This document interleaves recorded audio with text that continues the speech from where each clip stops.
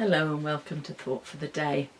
For a long time, all I used this for was to communicate with other people. But I have to admit that these days I do indulge in a bit of social media watching, mostly Instagram. It gives me recipes and gardening tips and interesting things to do with old jam jars and cardboard boxes. And I also get presented with a lot of comedy clips. Many of those will be of Ricky Gervais.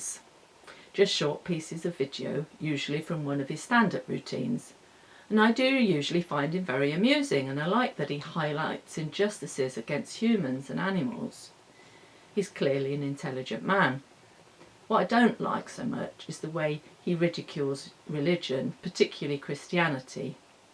To him, Christians seem to be unthinking, ignorant and probably a bit thick. And sadly that seems to be a common theme among atheists. We're just not smart enough to see that we're being duped. So my thought for today is, how did this come about? How did religion get set somehow against knowledge? There's a bit of history. At the time when the earliest parts of the Old Testament were being written, the ancient Greeks were beginning the pursuit of knowledge sometime in the 6th century BC. They began to question the control of the world by their many gods and to look at how the natural world worked, collecting information and deducing solutions to problems rather than trying to appease their gods. They began the search for knowledge. In 79 AD, Pliny the Elder listed all the knowledge in the world, and the amount of knowledge, the measurable, recordable facts that people knew about the world, steadily built up over the next 400 or 500 years into libraries. Then came the Dark Ages. Libraries were burned and knowledge was lost. Then in the 15th century came the Renaissance. Renaissance man, astonishingly intelligent and able to know everything about everything. Then in the 17th century, the Enlightenment. The beginnings of modern science, with measuring and analysing and testing hypotheses, the understanding that man could know and dominate nature. This is something from Francis Bacon. Previously, truth has come from authority. Henceforth, authority will come from truth. Until then, the masses, the poor, had been told what was the truth, what was reality, by those who had authority over them, the nobles and the church. Then came this Enlightenment, the time for physical, empirical evidence to define what was true, and this truth became authority.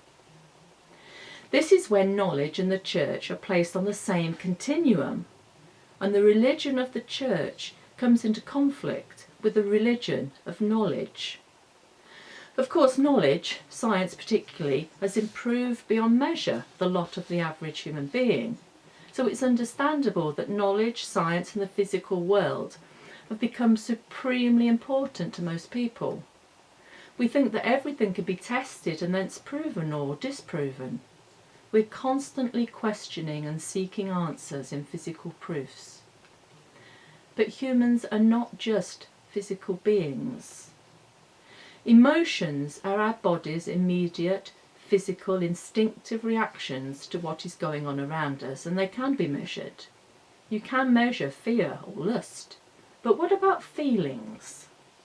Love is a feeling. Do you need to go to the chemist to get a test kit to find out if you're falling in love with someone? Is there an empirical value to be put on the amount of love we have for each of our children? Is the pain we feel at the loss of someone dear to us not authentic until it's been measured in terms of the chemicals in our brain? Love can only be felt subjectively. It's subjective and builds and develops over time. It can't be measured objectively. And Christianity, for each one of us, is based on our love of Christ. Knowledge is vitally important, and ignorance can be so damaging, but Christianity does not sit anywhere on the continuum between knowledge and ignorance. We sit in that area of being that cannot be measured objectively and empirically.